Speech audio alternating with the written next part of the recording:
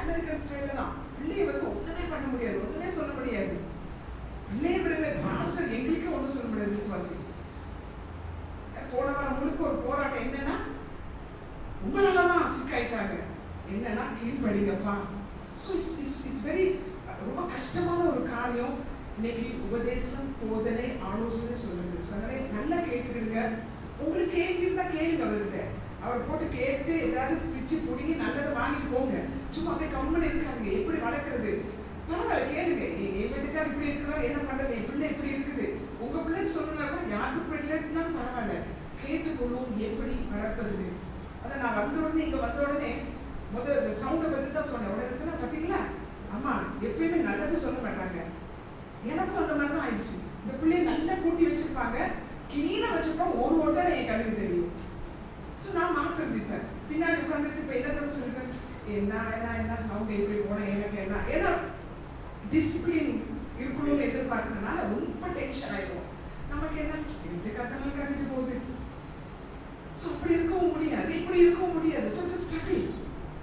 So அதனால நான் நினைக்கிறேன் இந்த சப்ஜெக்டை இன்னொரு 1 hour தான் நமக்கு இருக்கு, 1.5 hours.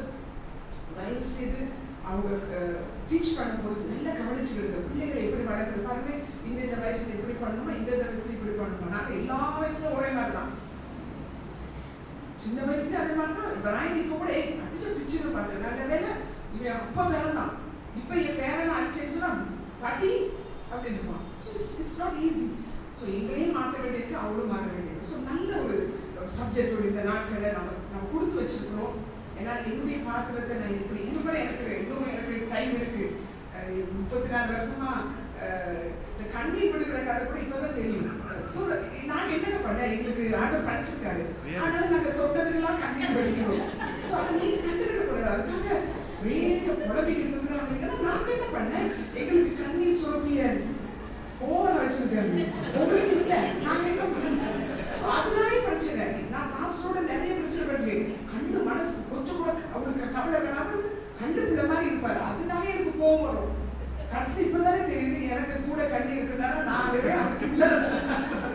இது முதலே தெரிஞ்சிருந்தா ஓகே ஓகே. இப்போ முக்கிய என்ன சொல்லி கண் நெஞ்சம், ஓ கண் நெஞ்ச கிடையாது, அங்கே கண்ணு இல்லை. ஸோ இதெல்லாம் தெரிஞ்சிருந்தா அட்ஜஸ்ட் பண்ணியிருப்போம். நீங்க அழிந்து சாதிக்க பாக்குறீங்க, அருவாம சாதிக்க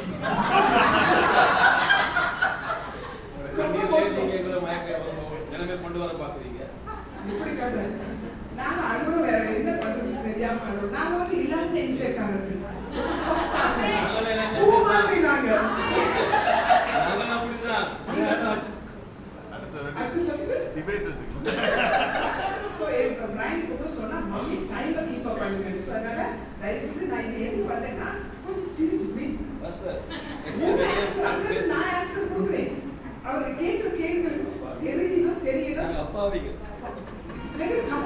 ஆன்சர் வரட்டும், அப்பதான் நம்ம கத்துக்கிட்டு போகலாம். 2016 ஒரு நல்ல குடும்பம் சேஞ்ச், ஒரு மாறுதல், ஒரு மாற்றம் நீங்க குடும்பத்தில் வரணும். நான் குடும்பத்துக்காக எதுக்கு நகரத்துக்காக கூட பிரயாசப்பட்டது கிடையாது, வீட்டுக்காக பிரயாசப்பட்டது கிடையாது, குடும்பத்துக்காக எவ்வளவு ராத்திரி பகல பிரயாசப்பட்டிருக்கேன். ஏன்னா குடும்பம்ங்கிறது ரொம்ப முக்கியம். ஸோ எனக்கு சொந்த வீட்டுக்காக கூட நான் பிரயாசப்பட்டதே கிடையாது. ஆனால் ஃபேமிலிக்காக நான் எவ்வளோ ஸ்பெண்ட் பண்ணியிருப்பேன். ஸோ அதனால ஃபேமிலிஸ் ரொம்ப முக்கியமான ஒரு இவ்வளோ நாள் தொலைஞ்சு போன இனி இருக்கிற மாதிரி கட்டி காப்போன்னு நினைக்காதீங்க. நான் இப்போ என்ன தெரியுமா நினைச்சிருக்கேன், இனிதான் நாங்கள் காதலிச்சுட்டு கால் ஃபேஸ்ல 2 பேர் சுத்த போகிறோம். எல்லா பிள்ளைகள்லாம் கல்யாணம் கட்டி போயிட்டாங்க, நானும் அவ்வளோதான் அவ்வளோதான். ஸோ நான் இப்போ அதெல்லாம் கற்பனை பண்ணிட்டு இருக்கிறேன், 2 பேருக்கு எப்படி சுத்தலாம், எங்கெல்லாம் சுத்தலாங்க. ஸோ அதனால let us live. நல்ல ஒரு வாழ்க்கை வாழும். துன்பம் வந்தாலும் பரவாயில்ல, துன்பத்தை கடப்போம். தண்ணீர் வந்தால் பரவாயில்ல, தண்ணீரை கடப்போம். கடந்து போய் என்ன செய்வோம், சந்தோஷமா இருப்போம். ஸோ பிரதர் நீங்க வந்துட்டு இல்லை நானே பேசிட்டு கரங்களை தட்டுவோம்.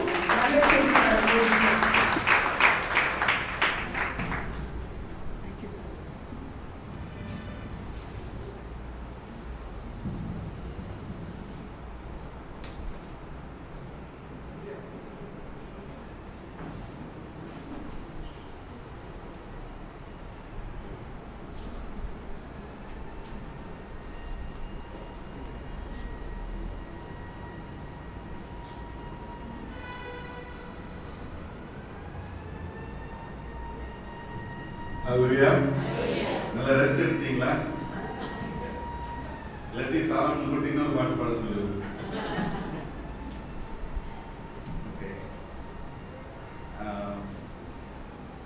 இன்னும் நமக்கு 1 மணி நேரம் இருக்கிறது. 1.5 hours, 1:30. அதுக்குள்ளார முடிக்க பார்க்கணும். கேள்விகள் இருந்தா தயவு செய்து, அதாவது இப்போ வந்து நமக்கு இருக்கிற வந்து நார்மலாக நாங்கள் என்ன பண்ணுவோம்னா ஒரு 2 days full day work shop நடத்துவோம். ஓகே, அதில் 1 day வந்து முழுமையாக கணவன் மனைவியை பற்றி பேசிட்டு இன்னொரு முழு நாள் குழந்தை வளர்ப்பதை பற்றி பேசுவோம். இப்போ வந்து உங்களுக்கு வந்து 1 மணி நேரம் கணவன் மனைவியை பற்றி பேசுகிறேன். ஏன்னா கணவன் மனைவி இல்லாம குழந்தைகள் வளர்ப்பு இல்லை. 2 பேருடைய பங்கும் கண்டிப்பாக தேவை. அதனால 1 மணி நேரம் பிரீஃபா கணவன் மனைவியை பற்றி பேசிட்டு இப்போ நாங்கள் ஜஸ்ட் ஸ்டார்ட் பண்ணியிருக்கோம்.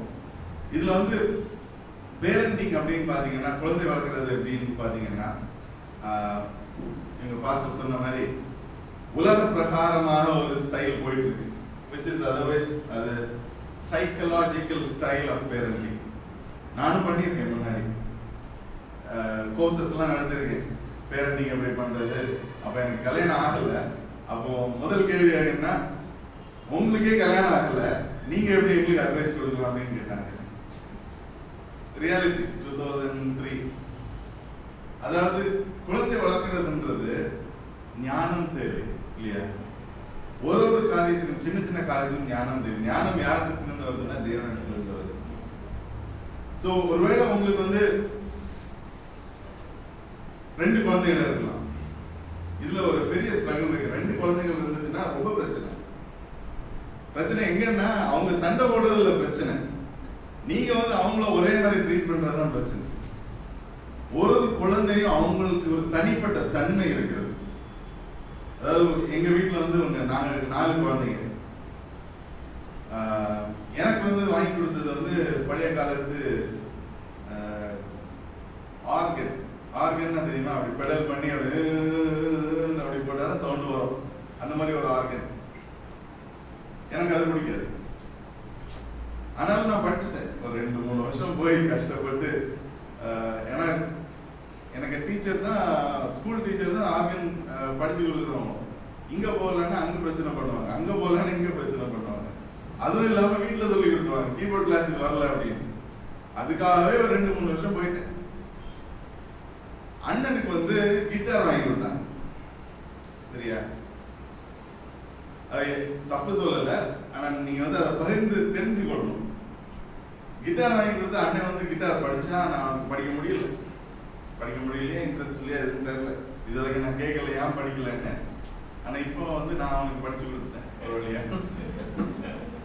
ஸோ அப்ப என்ன நடக்கும், வீட்டுல ஒரே ரூம் தான், ஒரு சைடுல கீபோர்டு இருக்கும், ஒரு சைடுல கிட்டார் இருக்கும். ஸோ நான் எப்போதான் கிட்டார் எடுப்பனோ அவன் வந்து அவன்கிட்ட கிட்டார் வாங்கி திருப்பி வச்சிருவாங்க. ஸோ நான் என்ன பண்ணுவேன், எனக்கு வந்து அதுக்கு மேல ரொம்ப இன்ட்ரெஸ்ட் வந்துச்சு. கண்டிப்பா கிட்டார் படிச்சாகணும்னு சொல்லி அவன் இல்லாத நேரத்தில் கிட்டார் தூக்கிட்டு வெளியே போயிடுவேன். எங்க வீட்டு பக்கத்தில் ஒரு சின்ன ரயில்வே ஸ்டேஷன் இருக்கு. அங்க இருந்து மரத்து சைட்ல, அந்த டைம்ல இந்த மாதிரி இன்டர்நெட்லாம் கிடையாது, போன உடனே கார்ட்ஸ் எல்லாம் எடுத்து படிக்கிறதுலாம் கிடையாது. இருந்து எனக்கு தெரிஞ்ச ஏதாவது ஒரு பாட்டு எடுத்து டிங் டிங் டிங் டிங் டிங் அப்படி அடிச்சு கிட்டார் பழகிட்டேன். பழகினதுக்கு அப்புறம் என்னாச்சுன்னா, நான் என்ன தெரிஞ்சுக்கிட்டேன்னா, எனக்கு கீபோர்டு எனக்கு கிஃப்டிங் கிடையாது, guitar is my gifting. Right? So எதுக்காக நான் இந்த எக்ஸாம்பிள் சொல்றேன்னா, ஒரு குழந்தை இருக்கும், ஒரு கிஃப்டிங் இருக்கும். ஒருவேளை உங்க குழந்தைகள், இது வந்து ஒரு ஜஸ்ட் ஒரு மியூசிக் ஒரு எக்ஸாம்பிள். ஏன்னா இது என்னோட வாழ்க்கையில் நடந்த ஒரு காரியம். ஏன்னா நான் சின்ன வயசுலேருந்தே எனக்கு தெரிஞ்ச நாள்லேருந்தே நான் ஸ்டேஜில் பாடிக்கிட்டே தான் இருந்தேன். அதனால கீபோர்டை போட்டுட்டு பாடுறது எனக்கு வந்து பிடிக்காத ஒரு காரியம். கிட்டார் போட்டு பாடுறது வந்து கொஞ்சம் கம்ஃபர்டபுளாக இருந்துச்சு. அதுவும் கிட்டார் எனக்கு ரொம்ப பிடிச்ச ஒரு டோன், அந்த இதெல்லாம் பிடிக்கும். அதனால I went on with guitar, அப்படியே கண்டினியூ ஆகிட்டேன். உங்கள் குழந்தைகள் ஒரு வேளை சில கிஃப்டிங் வந்து கடவுள் கொடுத்துருக்கலாம். அதை வந்து அவங்களை அலோவ் பண்ணணும். அது இப்போ நம்ம வந்து எந்த ஸ்டேஜில் இருக்கோம்னா, 6 வயசுலேருந்து 12 வயசுல இருக்கும். டீனேஜ்க்கு நான் வரல. ஓகே, நான் இந்த 6 வயசு 12 வயசுலேயே இருக்கேன். அந்த வயசுல வந்து நிறைய ஸ்கில் அவங்களுக்கு வரும். ஒரு 2 மாசத்துல சொல்லுவாங்க எனக்கு வந்து டிராயிங் படிக்கணும் அப்படின்னு சொல்லுவாங்க. நீங்களும் சரி பையன் இன்ட்ரெஸ்டா இருக்கா இல்லை என் பொண்ணு பயங்கர இன்ட்ரெஸ்டா இருக்குன்னு சொல்லி விடுவீங்க. 2 மாசம் கழிச்சு அவங்க டிராயிங்கே பண்ண மாட்டாங்க இல்லையா? உடனே என்ன பண்ணுவாங்க? திட்டுவீங்க. கஷ்டப்படுத்தி உனக்காக நான் எவ்வளவு சம்பாதிச்சு எவ்வளவு செலவு பண்ணியிருக்கேன், நீ இன்னும் செய்ய. அதனால நான் என்ன பண்ணேன்? எனக்கு வரல, நான் செய்யல. ஸோ அது அந்த மாதிரிப்பட்ட காரியங்களை நீங்க எப்படி டீல் பண்ணணும்னா முதல்ல கேட்கணும், நீ எதுக்காக டிராயிங் படிக்கணும்? ஏன்னா 6 வயசுலேருந்து நீங்க வந்து அவங்க அந்த குழந்தைங்கள்கிட்ட தைரியமா கேள்வி கேட்கலாம். அவங்களுக்கு பதில் இல்லைன்னா நீங்க பதில் சொல்லி கொடுக்கணும். ஆனா மோஸ்ட்லி பாத்தீங்கன்னா அவங்களுக்கு பதில் இருக்கும், எல்லாத்துக்குமே பதில் இருக்கும். பதில் சொல்ல விருப்பம் இல்லைன்னா என்ன சொல்லிடுறாங்க தெரியுமா? எனக்கு தெரியாது. பதில் தேவைன்னா என்ன கேட்பாங்கன்னா, நீங்க என்ன நினைக்கிறீங்க, நீங்க என்ன சொல்றீங்க, நான் செய்யட்டா அப்படின்னு சொல்லுவாங்க. இது ஒபீடியன்ட் டிஸ்ஒபீடியன்ட் பற்றியே பேசல, ஜெனரலா. ஆனா அவங்களுக்கு தேவையில்லை, உங்களோட பதில் சொல்ல இன்ட்ரெஸ்ட் இல்லைன்னா ஐ டோன்ட் நோ அப்படின்னு சொல்லிட்டு போயிடுவாங்க. அந்த ஐ டோன்ட் நோன்றது ஒரு இந்த மாதிரி சில வார்த்தைகள் யூஸ் பண்ணுவாங்க. எல்லா குழந்தைங்களும் ஐ டோன்ட் நோ சொல்ல மாட்டாங்க. உங்க குழந்தைகள் என்னென்ன வார்த்தைகள் யூஸ் பண்றாங்கன்னு உங்களுக்கு தெரிஞ்சிருக்கணும். அதாவது 2 ஸ்டைல் உண்டு. ஒன்று வந்து ஒரு எஸ்கேப் மெக்கானிசம் அப்படின்னு உண்டு. ஓகே, எஸ்கேப் மெக்கானிசம்னா ஓடி போயிரு, ஒளிஞ்சிருது. இப்போ 6 வயசுலேருந்து 12 வயசுலேயும் ஒரு ஸ்டைல் வச்சிருப்பாங்க அவங்க. அந்த ஒரு எஸ்கேப் மெக்கானிசம். சிலர் வந்து ஏதாவது பண்ணி உடனே என்ன பண்ணிடுவாங்க? அழுதுருவாங்க. ரைட்? நான் அந்த கணவன் மனைவியை பற்றி பேசல, இது வந்து குழந்தைகளை பற்றி பேசல. டப்புன்னு உடனே அழுதுருவாங்க. அழுத உடனே நம்ம என்ன செய்யறோம்? உடனே அவங்க என்ன கேட்கிறாங்களோ செஞ்சிருவோம். அடுத்த வாட்டி என்ன நடக்கும்? அவங்களுக்கு என்ன தேவையோ உடனே அழுகணும்னு தெரியும். உடனே ஆட்டோமேட்டிக்கா அவங்க அழுதுருவாங்க. ஏன்னா அவங்களுக்கு வந்து அதுதான் வழிமுறை ஆயிடும், அவங்க வழிமுறை ஆயிடும். அது அந்த மாதிரி வழிமுறைகளை நீங்க பார்க்கும்போது என்ன செய்யணும்? டிசிப்ளின் யுவர் சைல்ட் அப்படின்னு சொல்லுது. கரெக்ட்? பைபிள் என்ன சொல்லுது? Discipline your child. Discipline your சைல்டுனா ஸ்ட்ரிக்ட்னஸ் கிடையாது. ஸ்ட்ரிக்ட்னஸ் இல்லாம அவங்களுக்கு ஒரு ஃப்ரேம் ஒர்க் கொடுக்கணும். ஃப்ரேம் ஒர்க்னா என்னது? ஒரு கோட்பாடு. நீ இது பண்ணா கண்டிஷனல் பேஸ், நிறைய கண்டிஷனல். அதாவது இப்போ வந்து 6 வயசுலேருந்து 12 வயசு வரைக்கும் பார்த்தீங்கன்னா நிறைய கண்டிஷன்ஸ் கொடுக்கலாம் அவங்களுக்கு. நீ இது பண்ணனா இது முடிக்க முடியும், இது பண்ணாதான் இது முடிக்க முடியும். ஏன்னா ஏன் கண்டிஷன் கொடுக்கலாம் அப்படின்னா அது கண்டிஷனல் பேரண்டிங் கிடையாது, அது வேற விஷயம். இந்த கண்டிஷன்னா ஏதாவது ஒரு லாஜிக்கல் சீக்வென்ஸ் அப்படின்னு சொல்லுவோம். லாஜிக்கல் சீக்வென்ஸ்னா ஒரு தொடர்புள்ள ஒரு காரியம். அதாவது ஏக்கு அப்புறம் தான் பி வருது இல்லையா, பிக்கு அப்புறம் தான் சி வருது. ஏன் அப்படி இருக்கு? யாரோ சொன்னாங்க, நம்ம அப்படியே ஃபாலோ பண்ணிட்டு இருக்கோம். அதுதானே. இப்போ சிடிஏ அப்படின்னா இப்போ மியூசிக் எடுத்துட்டீங்கன்னா என்ன வருது? ஏபிசின்னு தொடங்குறதே இல்லை. என் பையன் கேட்ட கேள்வியே தான், நான் ஸ்கூல்ல ஏபிசிடி படிச்சேன், நீங்க என்ன சிடிஎஃப்ஜின்னு படிச்சு தரீங்க? வழிமுறைகள் சிடிஎஃப்ஜி தான் நம்ம கீபோர்ட்ல கிட்டார தொடங்கும். ஸோ யாரோ ஒருத்தங்க இப்படி சிடிஇஎஃப்ஜி அப்படின்னு சொன்னாங்க, நம்மளும் ஃபாலோ பண்ணிக்கிட்டே இருக்கோம். அத மாதிரி தான் ஒரு வழிமுறையை நம்ம அவங்ககிட்ட சொல்லி கொடுக்கணும். வழிமுறைன்னா இல்லாட்டி ஒரு கண்டிஷன். நீ இது செய், இது செஞ்சா நீ வந்து 10 நாள் கிளாஸுக்கு போ. இப்போ ஃபார் எக்ஸாம்பிள் நம்ம பெயிண்டிங் கிளாஸ் பற்றி பேசணும். ஒரு எக்ஸாம்பிள், பெயிண்டிங் கிளாஸ் போகல அப்படின்னு சொல்லியாச்சுன்னா நீங்க என்ன சொல்லணும்? ஏன் போகலன்னு கேட்கக்கூடாது.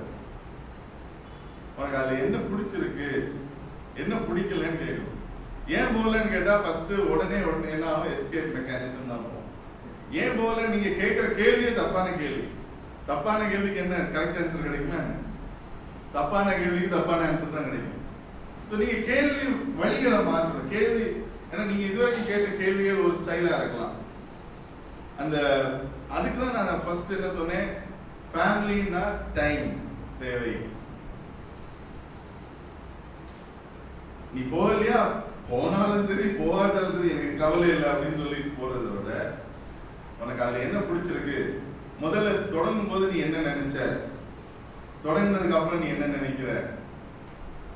அதுக்குதான் நிறைய இடத்துல வந்து இப்போ எங்க ஊர்ல என்ன பாத்தீங்கன்னா ட்ரையல் கிளாஸ் வைப்பாங்க.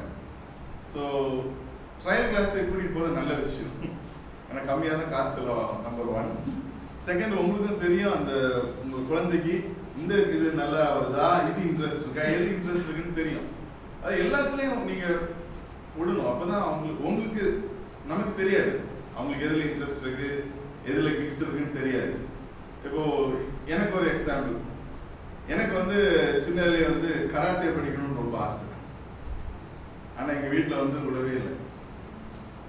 ஸோ என் பையன் வந்து 6 வயசு ஆனவுடனே அவனை கராத்தே கிளாஸ் கூட்டு போயாச்சு.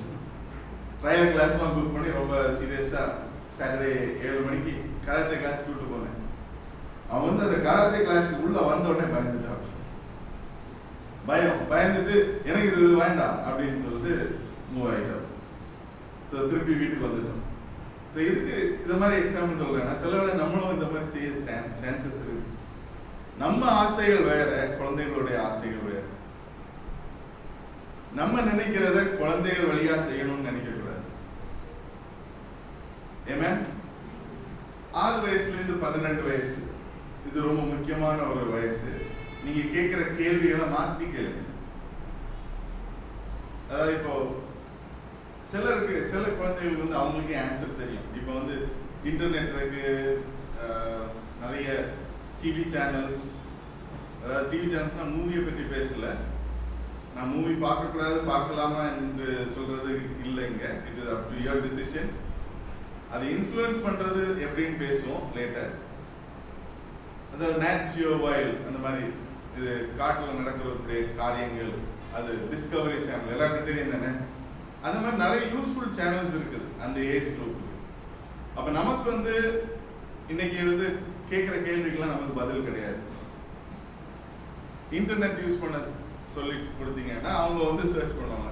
இப்போ என் பையனுக்கு அதான் சொல்லி கொடுத்தேன். ஏதாவது இல்லைன்னா உனக்கு டேப் எடுத்துக்கோ அல்லது கம்ப்யூட்டரில் போய் கூகுளில் இதை ஓப்பன் பண்ணி சர்ச் பண்ணிக்க அப்படின்னு சொல்லுது. இன்டர்நெட் டேஞ்சர்ஸை பற்றி வில் டாக். உங்களுக்கு கேள்வி இருக்கலாம், அதை பற்றி பேசுவோம். அப்போ வந்து அதை வந்து அவனே இப்போ நிறைய காரியங்கள் செக் பண்ணி அதுக்கு மீனிங் என்ன, டிக்ஷனரி பார்க்கறது, அந்த மாதிரி அவங்கள வளர்க்குறத விதம் வந்து நம்ம வந்து மாற்றி ஆகணும். இந்த தலைமுறைக்கு ஏற்றவாறு நம்ம வந்து அவங்கள வழி நடத்தணும். ரைட்? சின்ன சின்ன காரியங்கள், அதாவது நீங்க அவங்களுக்கு எப்படி ஒரு கேள்விக்கு நீங்க எப்படி பதில் கொடுக்குறீங்க அப்படின்றது ரொம்ப முக்கியமான விஷயம். உங்களுக்கு தெரியலன்னா தப்பான பதில் தயவு செய்து சொல்லாதீங்க.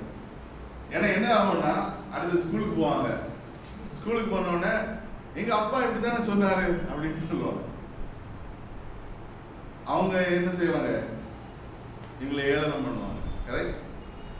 அப்போ உங்க பையனுக்கு உங்க மேல இருக்கிற ரெஸ்பெக்ட் அப்படியே கம்மியாயிடும்.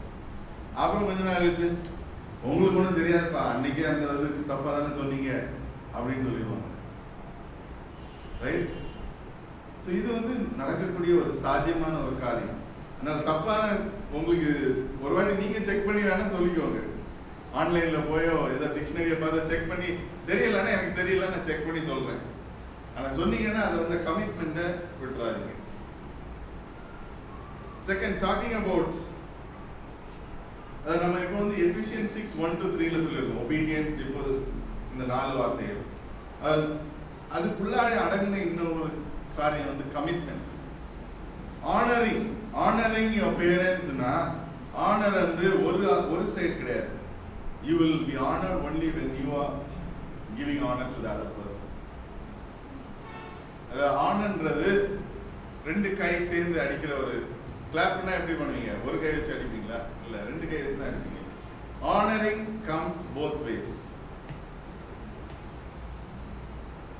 அந்த ஆனர் எப்படி வரணும் அப்படின்னா நீங்க வந்து அவங்களுக்கு உள்ள டைம் அவங்க கூட நீங்க என்ன செய்றீங்களோ அவங்களுக்கு ஒரு மரியாதை கொடுத்து ஒரு ரெஸ்பெக்ட் கொடுத்து நீங்க டீல் பண்ணும்போது they will also show the same respect to you. அதுல முக்கியமான காரியம் நம்ம சைடுல இந்த பேரண்ட்ஸா இருக்கிற நம்ம கொடுக்க வேண்டிய ரெஸ்பெக்ட் என்னன்னா the commitments that we make. இப்ப நம்ம ஏதாவது வாங்கி கொடுக்குறோம் அப்படின்னு சொன்னோம்னா வாங்கி கொடுக்கணும், இல்லாட்டி ஃபர்ஸ்ட்லேயே முடியாதுன்னு சொல்லிடுங்க. ரைட்? சில நம்ம கையில நம்ம வந்து மில்லியனர்ஸா பிறக்கல. Not everybody is made millionaires. நம்ம கையில சிலோட காசு இருக்காது, ரியாலிட்டி. சிலோட கடைக்கு போவோம், அவங்க இது கேட்பாங்க, இல்லாட்டி அவங்க ஃப்ரெண்ட்ஸ் வச்சிருப்பாங்க. எங்க வீட்டில் எப்பவுமே ஒரு ஸ்ட்ரகிள். என் ஃப்ரெண்ட்ஸ் எல்லாம் டேப் வச்சிருக்காங்க, எனக்கு இன்னும் ஒரு டேப் கிடையாது, எனக்கு ஐபேட் இல்லை. லாஸ்ட் வீக் கூட பிரச்சனை வரேன், எனக்கு ஐபேட் இல்லை. நான் சொன்னேன் உனக்கு அது தேவையில்லை, ஏன் தேவையில்லை அப்படின்னு சொல்லி என் மனைவி உட்காந்து எக்ஸ்பிளைன் பண்ணாங்க. அதுக்கப்புறம் ஹி வாஸ் ஹாப்பி, அப்படி நிம்மதியா சரி எனக்கு இது தேவையில்லாத ஒரு காரியம் அப்படின்னு. கமிட்மெண்ட். டேப் வேண்டாம் அப்படின்னா வேண்டாம், அது ஏன் வேண்டாம்னு சொல்லி கொடுக்கணும், சொல்லி கொடுத்து அவங்கள புரிய வைக்கணும். ஜஸ்ட் வேண்டாம் அப்படின்னா அவங்க என்ன நினைப்பாங்க, எனக்கு மட்டும் வாங்கி தர மாட்டேங்க. அவங்களுக்கு புரியாது, அவங்களுக்கு புரியாத வயசு 6ல இருந்து 12. இந்த மாதிரி காரியங்கள், சின்ன சின்ன காரியங்கள் நீங்க வந்து அவங்களுக்கு தெளிவாக பேச வேண்டும், அவங்க கிட்ட தெளிவாக பேச வேண்டும். இல்லைன்னு சொன்னீங்கன்னா நோன்னு சொல்றது தப்பு கிடையாது. அதாவது 2 வகையான பேரண்ட்ஸ் இருக்காங்க. ஒன்னு வந்து எஸ் பேரண்ட்ஸ், இன்னொன்று நோ பேரண்ட்ஸ். என்ன கேட்டாலும் நோன்றாங்க. அது வாங்குவா முடியாது, இது வாங்குவா முடியாது, இது வாங்குவா முடியாது, நான் வாங்கி தரது மட்டும் நீ வச்சுக்கோ அப்படின்றாங்க. இன்னொரு ஸ்டைல் பேரண்ட்ஸ் கடைக்கு போனா இது வேணுமா எடுத்துக்கோ, இது வேணுமா எடுத்துக்கோ, இது வேணுமா எடுத்துக்கோ. ரெண்டுமே சரி கிடையாது. நீங்க வந்து கரெக்டா you have to be very balanced in that. ஒரு பேலன்ஸான தீர்மானமாக நிச்சயமாக இதுதான் செய்ய வேண்டும் அப்படின்ற ஒரு தீர்மானத்தோட போகணும். 6ல இருந்து 12 வயசானது ரொம்ப கிரிட்டிக்கலான வயசு, ரொம்ப இம்பார்ட்டன்டான ஒரு வயசு, ரொம்ப முக்கியமான ஒரு வயசு. ஏன் அது முக்கியம் என்று பாத்தீங்கன்னா அந்த டைம்ல தான் அவங்க மைண்ட்ல வந்து எல்லாமே ரெஜிஸ்டர் ஆகுது. நம்ம கம்ப்யூட்டர் எல்லாருக்கும் தெரியும் இல்லையா, இங்க வந்து சேவ் பண்ணோம்னா என்ன ஆயிரும், ஒரு ஹார்ட் டிஸ்க்ல வந்து சேவ் ஆயிரும். நம்ம பிரெயினோட எக்ஸ்டென்ஷன் தான் கம்ப்யூட்டர். பிரெயின் எப்படி ஃபங்க்ஷன் ஆகுதோ அதை பொறுத்து தான் கம்ப்யூட்டர் வச்சிருக்காங்க. மெமரி, சேவ், அதை வந்து திருப்பி கொண்டு வர்றது எல்லாமே அது மாதிரி தான். அவங்க நம்ம என்ன சொல்லுறோமோ அது வந்து ஒரு வேர்ட் டாக்குமெண்ட்ல டைப் அடிச்சு சேவ் பண்றது மாதிரி. ஸோ ஃபர்ஸ்ட் டைம் நீங்க ஏதாவது பேசுறீங்க அந்த வயசுல அப்படின்னா நீங்க வந்து ரொம்ப கேர்ஃபுல்லா இருக்கணும். அது வந்து உள்ள போயிடும். உள்ள போகும்போது என்ன ஆகுது, அவங்க அதை வச்சுதான் அவங்க வந்து அவங்க உலகத்தை பார்ப்பாங்க. இப்போ வந்து உலக பிரகாரமான ஒரு சிந்தை இருக்குது இல்லையா, வேர்ல்ட் வியூ அப்படின்னு சொல்லுவோம். உலகம் என்ன சொல்லுது, ஆதியிலே தேவன் வானத்தையும் பூமியையும் சிருஷ்டித்தார் அப்படின்னு சொல்லுதா? இல்ல. என்ன சொல்லுது, குரங்கில் இருந்து மனிதன் வந்தான் அப்படின்னு சொல்லுது. சயின்ஸும் அதை நம்புது. நம்புறதுனாலதான் அதை வந்து என்ன செஞ்சிருக்காங்க, புக் அடிச்சு நம்ம எல்லாம் படிக்க வச்சிருக்காங்க இல்லையா. சோ அந்த இடத்துல இருந்தே ஸ்டார்டிங்கே எங்க டைரக்ஷனே மாறுது. சோ உங்க குழந்தைங்க வந்து கேட்கலாம், நீங்க இப்படி பைபிள் இப்படி சொல்லுது, ஸ்கூல்ல போனா எப்படி சொல்றாங்க, எது உண்மை? உங்களுடைய ஆன்சர் என்ன? எத்தனை பேர் இந்த கேள்வி கேட்டிருக்காங்க? என்ன உங்க பதில் என்னது? அது உங்க ஸ்டேட்மெண்ட். நம்ம வந்து ஸ்டேட்மெண்ட் சொல்லலாம், இது கடவுள் தான் உண்மை. ஆனா அது எப்படி அவங்களுக்கு மைண்ட்ல பதிய செய்வீங்க கடவுள் உண்மை அப்படின்றது? இந்த டவுட் வந்து அவங்களுக்கு திருப்பி திருப்பி வந்துகிட்டே இருக்கும். ஒரு வாட்டி வந்துட்டு போற டவுட் கிடையாது. 5 வயசுல வரும், 7 வயசுல வரும், திருப்பி 9 வயசுல திருப்பி இதே கேள்வி கேட்பாங்க, 13 வயசுல திருப்பி கேட்பாங்க, 15 வயசுல திருப்பி கேட்பாங்க. அப்ப நீங்க அந்த 5 வயசுல இருந்து 15 வயசு வரைக்கும் அவங்க உங்களை பார்த்துக்கிட்டே இருக்காங்க. கடவுள் தான் உண்மைன்னு நம்ம சொல்லிட்டோம். நம்ம எப்படி கடவுள்கிட்ட உண்மையா இருக்கிறோம், நம்ம எப்படி அவங்க கூட இருக்கிறோம், அது எல்லாத்தையும் பார்த்துக்கிட்டே தான் இருப்பாங்க. அதை பொறுத்து தான் அவங்க வந்து தீர்மானம் எடுப்பாங்க. கடைசி final decision before they accept Christ. அவங்க கடவுளை முழுமையாக நம்புவது முன்பதாக கடைசியா ஒரு முறை கூட அவங்கள பார்ப்பாங்க. கடவுள் தான் உண்மைன்னு எங்க அப்பா சொன்னாரு. அது எப்படி சாத்தியம்? இது வந்து ஒரு டெஸ்ட் ஆஃப் டைம். 4 வருஷம் இல்லை, 3 வருஷம் இல்லை, 10 வருஷம் ஆகலாம். ஏன்னா ஒரு டீனேஜர்ஸ் அப்படின்னு பார்த்தீங்கன்னா மோஸ்ட் ஆஃப் த டீனேஜர்ஸ் அந்த குளோபல் ஒரு ஸ்டாட்டிஸ்டிக்ஸ் எடுத்தீங்கன்னா 16 வயசுலேருந்து 21 வயசு 23 வயசுக்குள்ள தான் மேஜரா அவங்க வந்து கடவுளை அக்செப்ட் பண்ற டிசிஷன் எடுக்கிறாங்க. அதுக்கு முன்னாடி எடுத்து அந்த ஸ்ட்ராங் டிசிஷனா இல்லை. அப்படியே எடுப்பாங்க, தே மைட் கோ, அப்படியே போயிட்டு இருக்கும். வெள்ளத்துல போறது மாதிரி, கடல் மேல போற மாதிரி போயிட்டே இருப்பாங்க. காற்றடிச்சா என்ன ஆயிரும்? போயிடும். திருப்பி யார் நீங்க தான் தூக்கி விடணும், அப்படியே போயிட்டு இருக்கும். ஆனா அந்த ஒரு மேஜர் ஸ்ட்ராங்கான டிசிஷன், வலுவான ஒரு தீர்மானம் எடுக்கிறது வந்து அந்த 16 வயசுல இருந்து 21 வயசு. அதற்கு முன்பாக இன்னொரு வயசு இருக்கு, 12ல இருந்து 15. இந்த வயசு வந்து அதோட ரொம்ப கிரிட்டிக்கலான ஒரு வயசு. 12ல இருந்து 10 சொல்லலாம். 10 வயசுல இருந்து 13 14 வயசுல தான் பாய்ஸ் கேர்ள்ஸ் ரெண்டு பேருமே ஒரு பெரிய சேஞ்சுக்குள்ள, பிசிக்கல் சேஞ்ச் உள்ளாடி போவாங்க. பிசிக்கல் சேஞ்ச் மட்டும் கிடையாது, நமக்கு தெரிஞ்சதெல்லாம் பிசிக்கல் சேஞ்ச் தான். ஆனா அவங்களுக்குள்ளாடி மென்டல் சேஞ்ச் வருது. மைண்ட் வந்து அவங்க மன சூழ்நிலைகள் எல்லாமே மாறுது. அவங்க சிந்தனைகள் எல்லாமே அடல்ட் ஆகுது. ஒரு வித்தியாசமான ஒரு சிந்தைகள். அந்த ஏஜ்ல வந்து முக்கியமா நீங்க கொடுக்க வேண்டிய காரியம், நீங்க கவனம் செலுத்த வேண்டிய காரியம் இமோஷன்ஸ். பொதுவாக வந்து ஒரு இமோஷன்னா ஒரு பெரிய லிஸ்ட் இருக்கு. கோபம் வந்து ஒரே ஒரு இமோஷன் தான் இல்லையா? கோபம்ன்றது ஆங்கர், அது வந்து ஒரே ஒரு இமோஷன் தான். அதை போல பல இமோஷன் இருக்கு. அந்த இமோஷன் எல்லாம் யார் கண்ட்ரோல் பண்றா? இமோஷன் யார்கிட்ட இருக்கு? நமக்குள்ளதான் இருக்கு இல்லையா? எஸ், நமக்குள்ளதான் இருக்கு. இமோஷனா கோபம், கடிந்து கொள்ளுகிறது, இந்த மாதிரிப்பட்ட விஷயம், சங்கடப்படுறது, இந்த மாதிரி நிறைய விஷயம் நமக்குள்ளாடி இருக்கு. இந்த இமோஷன் வந்து இன்னொருத்தருக்கு ரொம்ப பிரியமான ஒரு காரியம். யாருக்கு? சாத்தான். எங்க வந்து நிறைய இமோஷன் இருக்குதோ, யாருக்கிட்ட நிறைய இமோஷன் இருக்குதோ அவங்க வந்து சாத்தான் ஈஸியா கவர்ந்து கொள்ள முடியும். அப்போ உங்க குழந்தைகள் அந்த ஏஜ்ல போகும்போது என்ன ஆக முடியுது? சாத்தானால ஈஸியா கவர்ந்து கொள்ள முடியும். அந்த டைம்ல தான் நீங்க என்ன செய்யணும்? என்ன செய்யுங்க? ஜெபம். ஒருவேளை உங்க குழந்தைங்க வந்து அந்த டைம்ல ஜெபத்துக்கு வர மாட்டாங்க, கூப்பிட்டா வர மாட்டாங்க ஜெபத்துக்கு. ஏன்னா அந்த நேச்சர் வந்து மாறிடும். அதாவது சாத்தானுடைய சூழ்ச்சி வந்து பல விதமாக வர சான்ஸ் இருக்கு, நமக்கு தெரியாது.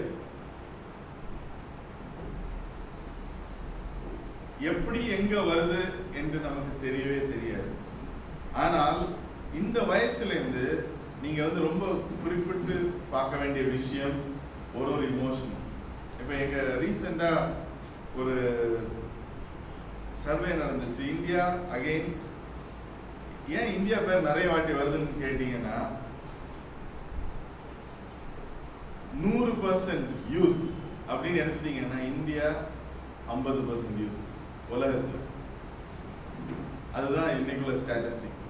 அப்ப எது எடுத்தாலும் யூத்னு வந்ததுன்னா இந்தியா தான் ஃபர்ஸ்ட் வரும். இந்தியா தான் highest number of youth, highest number of educated youth, highest number of suicide also அங்கே. எல்லா இடமும் எல்லாமே அங்கே தான். ஸோ இந்த இமோஷன்ஸ் ஆனது வந்து ஒரு சாத்தான் அந்த சூழ்ச்சி செய்யறதுக்கு ஏதுவாக இருக்கிறது. அப்போ உங்களுக்கு அந்த ஏஜ்ல இருக்கிறவங்க என்னென்ன சூழ்நிலையில போறாங்க, என்னென்ன சிச்சுவேஷன்ஸ், என்னென்ன காரியங்கள் அவங்களுடைய நண்பர்களோடு பேசுறாங்க அப்படின்னு உங்களுக்கு தெரியணுமா தெரிய வேண்டாமா? தெரியணும். சொல்லுவாங்களா சொல்ல மாட்டாங்களா? சொல்லவே மாட்டாங்க. ஏன் சொல்ல மாட்டாங்க? ஏன் சொல்ல மாட்டாங்க? ஏன்னா நீங்க அவங்க உலகத்துல இல்ல. அந்த டைம் அவங்களுக்குன்னு ஒரு உலகத்தை சரி பண்ணிடுவாங்க. அது எப்ப நடக்குதுன்னா இந்த 8-9 வயசு அந்த டைம்ல நடக்கும். அது ஒரு டைம்ல பாத்தீங்கன்னா எல்லாம் நல்லபடியா பேசிட்டு இருப்பாங்க. திடீர்னு பார்த்தா அப்படியே தனியாயிருவாங்க. ஏன் நம்ம வீட்டிலேயே பேச மாட்டேங்கிறான், வெளியே போனா மட்டும் நல்லா பேசிக்கிறான்ப்பா, எங்களை வீட்டை வந்து அமைதியா இருந்துடுறான். அப்படி பார்த்துருக்கீங்கல்ல? ஏன் நடக்குது? அவங்க வந்து அவங்களுக்காக ஒரு உலகத்தை ரெடி பண்ணிடுறாங்க. அந்த உலகத்துல அவங்க ஹாப்பியா இருக்காங்க. வீடுன்னு ஒரு உலகம் வந்துச்சுன்னா அவங்க இன்னொரு ஸ்டைல்ல இருக்காங்க. ஸோ இது வந்து அவங்களுக்குள்ள இப்படி நடக்கிற ஒரு போராட்டம். இந்த போராட்டத்துல உங்களுடைய பங்கு என்ன அப்படின்னு பாத்தீங்கன்னா, நம்பர் 1 ஜெபிக்கிறது. ஜெபம் அதாவது சாத்தானுடைய சூழ்ச்சியில இருந்து அவங்கள மீட்கிறது. அந்த மாதிரி ஒரு 2 உலகம் ஆயிடுச்சுன்னு வைங்களேன். உங்க வீட்டுல ஒரு உலகம், வெளியே ஒரு உலகம். அதுக்கப்புறம் உங்களுக்கு அவங்க மேல ஒரு கண்ட்ரோலே இருக்காது. அவங்க பாட்டுக்கு வருவாங்க, 10 மணி 11 மணி நைட்டு வந்துட்டு தூங்குவாங்க. கால் மேலுடனே அவங்களா ஒரு அஜெண்டா வச்சிருப்பாங்க.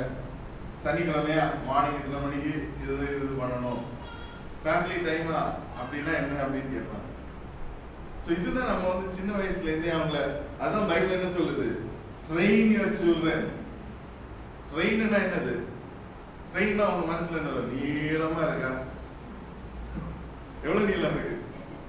26 பெட்டி, 30 பெட்டி, 40 பெட்டி, நம்ம நீளமா போவோம்.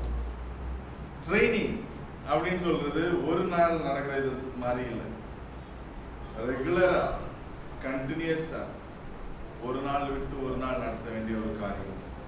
Train your children as where they have to go. அவங்க எங்க போகணும்னு சொல்லி நீங்க என்ன செய்யணும்? பயிற்சி கொடுக்கணும். அது எப்ப கொடுப்பீங்க? 6 வயசுல இருந்து 12 வயசுல இருந்து. அந்த டைம்ல நீங்க ஓகே, நீ ஜெபம் பண்ணிக்கிட்டு தான் தூங்கணும், நம்ம ஜெபம் எல்லாரும் சேர்ந்து ஜெபம் பண்ணதுக்கு அப்புறம் தான் நாங்க தூங்குவோம் அப்படின்னு சொன்னீங்கன்னா, 13 வயசுல ஒருவேளை லேட்டா வீட்டை விட்டு போயிருப்பான். அப்ப தெரியும் அம்மா அப்பா எனக்காக வெயிட் பண்ணிட்டு இருப்பாங்க ஜெபம் பண்றதுக்காக அப்படின்னு சொல்லி என்ன பண்ணுவான்? திரும்பி வருவான். ஒருவேளை ஒரு நாள் லேட் ஆகலாம், 2 நாள் லேட் ஆகலாம், 3 நாள் லேட் ஆகலாம். ஆனா நீங்க அதை பர்சீவியர் பண்ணி அதை வந்து நாங்க நீ வந்தாதான் தூங்குவோம் அப்படின்னு சொல்லி இருந்தீங்கன்னா கண்டிப்பா மாறும், சூழ்நிலை மாறும். நம்ம வந்து என்ன பண்ணிடுறோம், அடுத்த நாள் ஆபீஸ் போனோம், வந்தா என்ன வராட்டா என்ன, அடுத்த நாள் லீவ் எடுங்க, அதுக்கப்புறம் உட்காந்து பேசுங்க. நான் ஏன் ஆபீஸ் போகல தெரியுமா? நீ நேற்று லேட்டா வந்த, அதனால என்னால ஆபீஸ் போக முடியல. ஆபீஸ் ப்ரையாரிட்டி கிடையாதுங்க. Office is not our priority. Family is the first priority. நம்ம எதுக்காக சம்பாதிக்கிறோம்? நம்ம மட்டும் சாப்பிட்றதுக்கு இல்லை, குடும்பத்துக்காக தான் சம்பாதிக்கிறோம். குடும்பம் ஒரு சுற்றுலா போகணும், அதுக்காக நமக்கு எக்ஸ்ட்ரா சம்பாதியம் தேவை. குடும்பம் வந்து வேற ஒரு இடத்துக்கு போகணும், அதுக்காக சம்பாதியம் தேவை. குடும்பத்துக்கு நல்ல ஒரு துணிமணி வாங்கணும், அதுக்காக சம்பாதியம் தேவை. அப்ப அந்த குடும்பமே ஸ்ட்ராங்கா இல்லைன்னா நம்ம எதுக்கு காசு? உங்களுடைய ப்ரையாரிட்டி எங்க இருக்குன்னு பார்க்கணும்.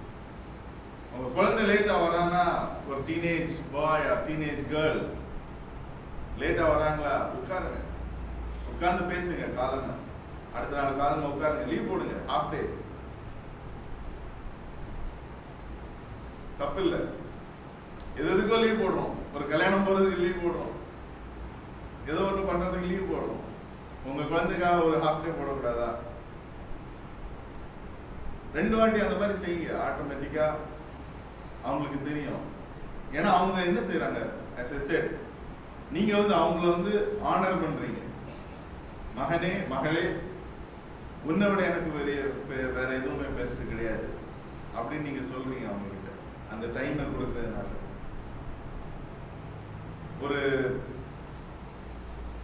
ஒரு அப்பா பையன் இருந்தாங்க, ஒரு சின்ன கதை, அது உங்களுக்கு இது கொஞ்சம் கூட ஸ்ட்ராங்கா ஒரு அப்பா வந்து ரொம்ப பிஸியாக ஒரு கம்பெனி நடத்தி கொண்டிருந்தார், ஒரு பிஸ்னஸ் மேன். அவர் அப்போ அவங்க பையன் வந்து ஃபஸ்ட்டு ஃபுட்பால் விளையாடும் போது, அப்பா நீங்கள் வரணும், ஃபஸ்ட்டு மேட்ச்சு, அதனால் நீங்கள் கண்டிப்பாக வந்து என்னை பார்க்கணும் அப்படின்ட்டு கூப்பிட்டுருந்தான். அவர் வந்து கண்டிப்பாக வரேன் மகனே அப்படின்னு சொன்னார். ஆனால் அந்த நாளில் என்ன ஆயிடுச்சு, அவருக்கு வந்து ரொம்ப பிஸியாக ஆஃபீஸில் இருந்தாங்க, நிறைய வேலைகள் செய்திருந்ததுனால அது வந்து சுத்தமாக மறந்துடுச்சு. அப்போ என்னாச்சு, அந்த ஃபுட்பால் மேட்சுக்கு போக முடியல. உடனே சாரி சன், மகனே வர முடியல அப்படின்னு சொல்லிட்டார். அதுக்கப்புறம் அவன் வந்து கொஞ்சம் வளர்ந்து ஒரு ஃபர்ஸ்ட் டைம் அவன் வந்து ஸ்டேஜில் பாடுறதுக்கு போன உடனே, அப்பா நீங்கள் நான் இந்த வாட்டி ஃபஸ்ட்டு பாட போகிறேன், ஆனால் நீங்கள் என்னை வந்து பார்க்கணும், நான் எப்படி பாடுறேன் அப்படின்னு சொல்லி இது பண்ணாப்புல. அப்பா வந்து சரி மகனே நான் கண்டிப்பாக வரேன் அப்படின்னு சொன்னார். நான் போக முடியல. இப்படி ஒரு காரியமாக எந்த கமிட்மெண்ட்டுமே அவங்க அப்பாவால் பண்ண முடியல. அப்புறம் என்னாச்சு, பையன் வளர்ந்துட்டான், கல்யாணம் முடிச்சிச்சு, அவன் வந்து தனியாக வேற ஒரு ஊருக்கு போயிட்டான். இவங்க அப்பா வந்து வயசாயிடுச்சு, அதே ஊரில் இருக்கிறாரு, ரிட்டையர் ஆயிடுச்சு. அப்புறம் அவங்க அப்பா வந்து நான் சுகம் இல்லாமல் இருக்கேன், என்னை வந்து பாரு அப்படின்னாரு. அவன் அதே ஊரில் தான் வந்தான் பிஸ்னஸ்க்கு, நான் அதனால பார்க்க முடியல. என்ன சொன்னா, நான் ரொம்ப பிஸியாக இருக்கேன், அப்புறம் வந்து பாருங்க. ஏன்? ஏன்னா அவ்வளவுதான் வேல்யூ. அவங்க அந்த அப்பா பையனுக்குள்ள ரிலேஷன்ஷிப், அந்த வேல்யூ அவ்வளவுதான். டைம் இருந்தா பார்க்கலாம், டைம் இல்லாவிட்டால் போய்கொண்டே இருக்கலாம். நம்ம குழந்தைகள் கூட நம்ம என்ன செய்யறோம், நம்ம எவ்வளவாக நமக்கு டைம் கொடுக்குறோம், டீனேஜர்ஸ் கூட எவ்வளவு டைம் ஸ்பெண்ட் பண்றோம். ஏன்னா இப்போ வந்து நிறைய பேரண்ட்ஸ் நான் அப்ரிஷியேட் பண்றேன். ஆக்சுவலா இப்போ எனக்கு ஃப்ரெண்ட்ஸ் நிறைய பேர் டீனேஜர்ஸ் வச்சிருக்காங்க, அவங்க வந்து நிறைய ஸ்பெண்ட் பண்றாங்க, டைம் ஸ்பெண்ட் பண்ணி உட்கார்ந்து தனியா போய் அதாவது என்ன பண்றாங்கன்னா டீக்கு கூட்டிட்டு போறாங்க. டீக்கு கூட்டிட்டு போய் இல்லாட்டி தனியா இங்க சிங்கப்பூர்ல வந்து ஒரு கான்செப்ட் இப்போ பண்ணிட்டு இருக்கோம். அது வந்து என்னன்னா டேட் வித் டேட் அப்படின்னு.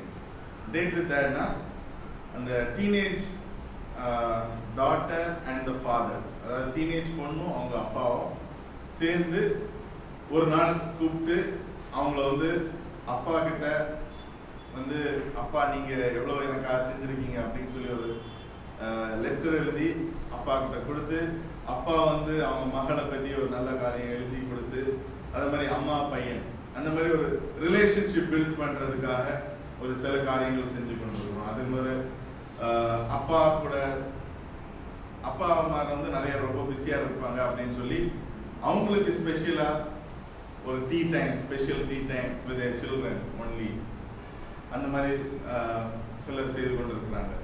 இது மாதிரியாக நிறைய விஷயம் நடக்குது.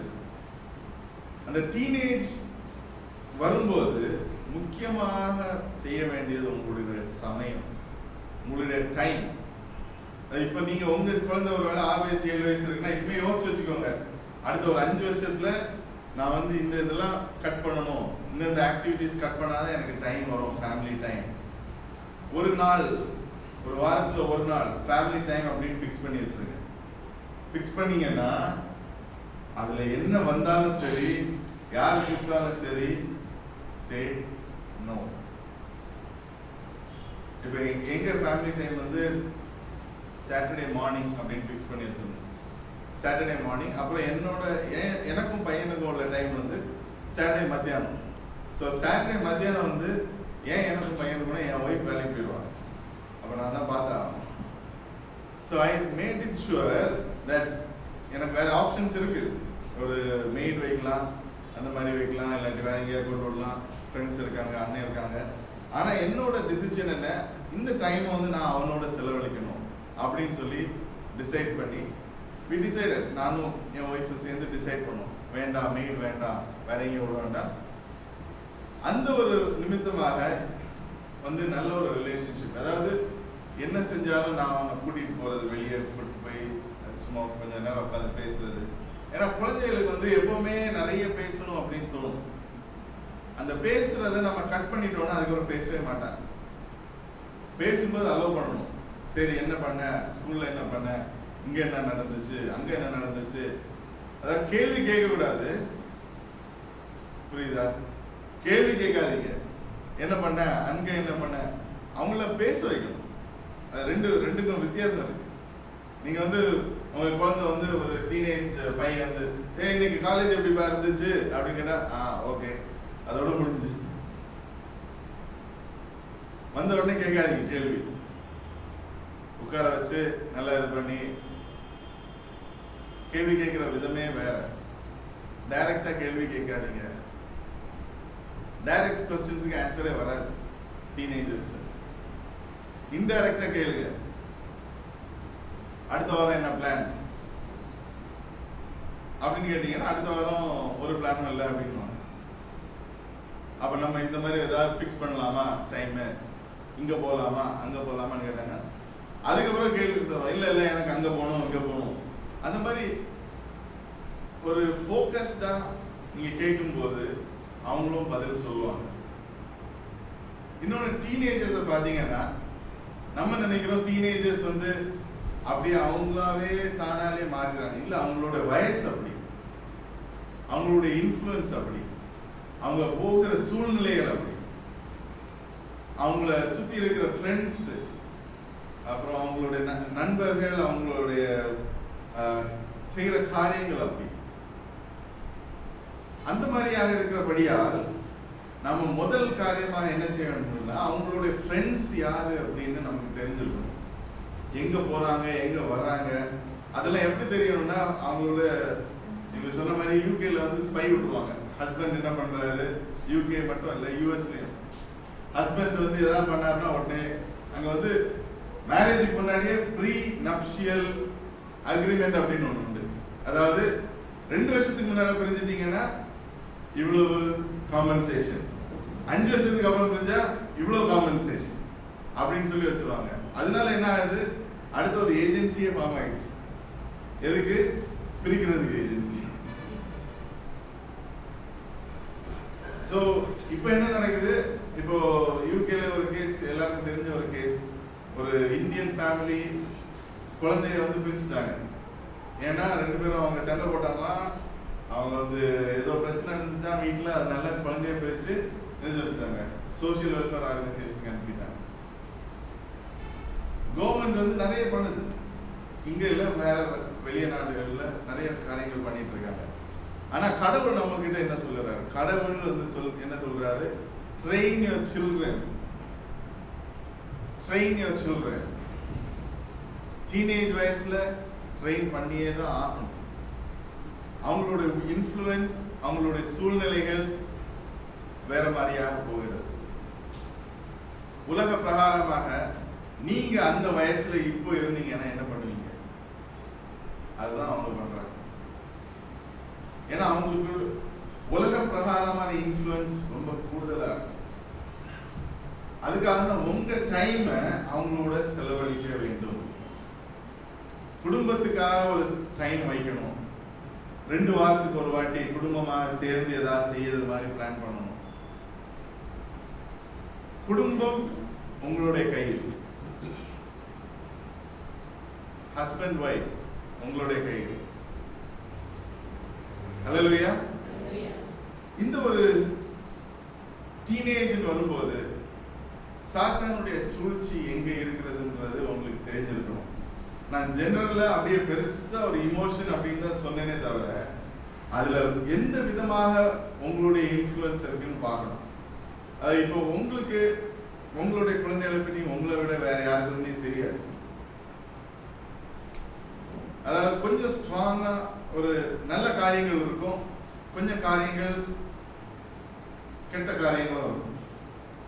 அதை நீங்க வந்து தெரிஞ்சுக்கணும்.